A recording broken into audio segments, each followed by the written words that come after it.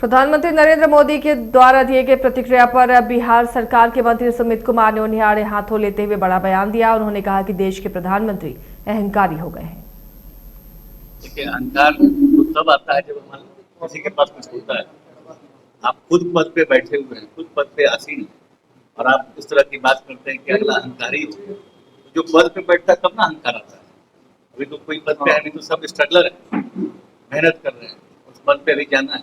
और ये लोग सब सही में देश के सेवक, देश सेवक को देखकर इनको डर लग रहा है, उनको अहंकारी या भ्रष्टाचारी इस तरह से करते हैं। वो तो आश्वस्त है कि तीसरी बार जनता उन्हें मौके देने जा रही है। ये तो जनता बताएगी ना, 2024 में कौन जाएगा तीसरी बार या कौन हटेगा। आपको क्या रहा है, बिहार में 40 सीटें हैं, आप भी घूम रहे हैं, क्या माहौल है? देखिए, बिहार में जो माहौल है और गठबंधन जो स्थिति है, महागठबंधन की जो स्थिति है, हम लोग अगर पूरे मजबूती से लड़ते हैं तो हम लोग को एक पूर्ण उम्मीद है कि आप मुझे 2 सीट बता दें भारतीय जनता पार्टी। आरजेडी विधायक रणविजय साहू ने मणिपुर मामले पर भारतीय जनता पार्टी को जमकर कोसा। मीडिया से बात करते हुए रणविजय साहू ने केंद्र की मोदी सरकार पर झूठे वादे का आरोप लगाया। इतना ही नहीं, नारी सशक्तिकरण को लेकर दोहरा चरित्र अपनाने का भी आरोप लगाया। देश में नारी को पूजते हैं, नारी को दुर्गा के रूप में, सरस्वती के रूप में, मातृशक्ति के रूप में पूजते हैं। उस देश में आजादी के 75 साल के बाद भी हमारे समाज की महिलाएं और बच्चियों को नंगे पांव दौड़ाया गया, शर्मसार हो गया, देश शर्मसार हुआ, पूरा दुनिया शर्मसार हो गया। और भाजपा के नेता को अभी भी शर्म नहीं आ रहा है। हम तो धन्यवाद देना चाहते हैं भाजपा के बिहार प्रदेश के नेता प्रवक्ता विनोद शर्मा जी, जिन्होंने इस्तीफा देने का काम किया और बिहार में और पटना में बैनरों से उन्होंने पाठ दिया। अब तो भाजपा के नेताओं को शर्म आना चाहिए और बयान देनी चाहिए। ये तो सम्राट चौधरी का कहना था कि ये हिंदू मुस्लिम की लड़ाई नहीं, बल्कि क्रिश्चियन समुदाय में 2 समुदायों के बीच है, जो मैतई और कुकी समुदाय के बीच की लड़ाई है। तो क्या हिंदू और मुस्लिम के बीच रहता तो भाजपा उसमें इंटरफेयर करती? देखिए, भाजपा हमेशा से हिंदू मुस्लिम, हिंदुस्तान पाकिस्तान, मंदिर मस्जिद और धर्म में ही उलझी रही है। इन्हें उन्माद में विश्वास है, इन्हें दंगा में विश्वास है। आज जो परिस्थिति इस देश की या मणिपुर की, विपक्षी एकता को लेकर अब 26 और 27 अगस्त को मुंबई में बैठक होगी, जिसे लेकर गठबंधन के अंदर ही कई तरीके से बात चल रही है कि क्या सीट शेयरिंग होगी और संयोजक किसे बनाया जाएगा। बैठक को लेकर कांग्रेस प्रवक्ता असित नाथ तिवारी ने कहा कि बैठक में गठबंधन का क्या स्वरूप होगा और किसको कौन सा पदभार दिया जाएगा, इन तमाम मुद्दों पर चर्चा होगी। देखिए, अब तक की बैठक में एक स्वरूप सामने आया है, लेकिन अभी बहुत कुछ होना बाकी है। जैसे इंडिया हमारे गठबंधन का नाम हुआ, इसके बाद हर संस्थान को चलाने का जो एक ढांचा होता है, तो इंडिया के लिए भी एक ढांचा तैयार करना होगा। जो नेतृत्व कैसा होगा, किनके हाथ में होगा, कौन कौन से लोग होंगे।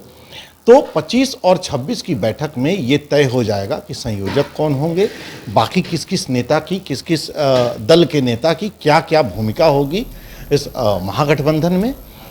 और 26 की बैठक में 2024 की चुनाव की रणनीति पर ध्यान होगा। देखिए, बिहार भाजपा के प्रदेश प्रवक्ता और मीडिया पैनल के सदस्य विनोद शर्मा के इस्तीफे के बाद आरजेडी ने चुटकी ली। आरजेडी के प्रदेश प्रवक्ता एजाज अहमद ने बीजेपी पर निशाना साधते हुए कहा कि भाजपा के अंदर बड़े से लेकर छोटे नेताओं के बीच भगदड़ की स्थिति है। उसी का परिणाम है कि मणिपुर चल रहा है, वहां पर मां बेटियां सुरक्षित नहीं। का चुनाव आएगा तो देश के अंदर भारतीय जनता पार्टी के अंदर छोटे से बड़े नेताओं में भगदड़ की स्थिति मचेगी। और आज जो शुरुआत हुई है और मणिपुर घटना को लेकर के जिस तरह से भारतीय जनता पार्टी के अंदर बेचैनी है और उनके नेतृत्वकर्ताओं में बेचैनी है, वो स्पष्ट रूप से दिखता है।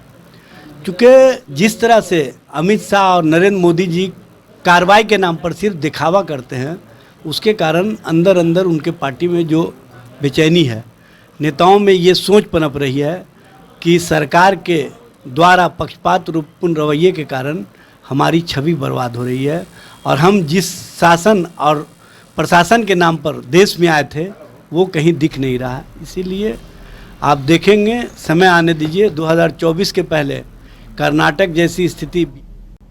बिजली की किल्लत को लेकर कटिहार जिले में बुधवार की हुई घटना को लेकर बिहार की सियासत लगातार गर्म हो रही है। इस दौरान राष्ट्रीय लोक जनता दल के राष्ट्रीय अध्यक्ष उपेंद्र कुशवाहा ने नाराजगी जाहिर की। उन्होंने कहा कि यह कटिहार का मसला नहीं है, बल्कि बिजली की किल्लत बिहार के हर जिले में है। खेती का समय है, किसान परेशान है, स्वाभाविक है। उनकी खेती प्रभावित हो रही तो लोग गुस्से में होंगे, बिजली मांगने पावर हाउस में जाएंगे, सरकार के दरवाजे पर जाएंगे, तो क्या सरकार उन्हें गोली मार देगी? उन्होंने कहा कि बिहार में सरकार आंदोलन को दबाने के लिए लाठी डंडे के साथ अब गोली का भी सहारा ले रही है। उन्होंने कहा कि कटिहार मसले पर ऊर्जा मंत्री ने जिस तरह का बयान दिया है वो आपत्तिजनक है, उन्हें इस तरह का बयान नहीं देना चाहिए। जो कटिहार में जिन कारणों को लेकर आक्रोश हुआ, उस तरह का कारण आज पूरे बिहार में है। किसानों को बिजली नहीं मिल रही, वर्षा नहीं होने के कारण पूरे तौर पे सुखाड़ की स्थिति है। अब जहां सुखाड़ की स्थिति है उसमें सिंचाई का एकमात्र उपाय बिजली पर निर्भर होकर करना है।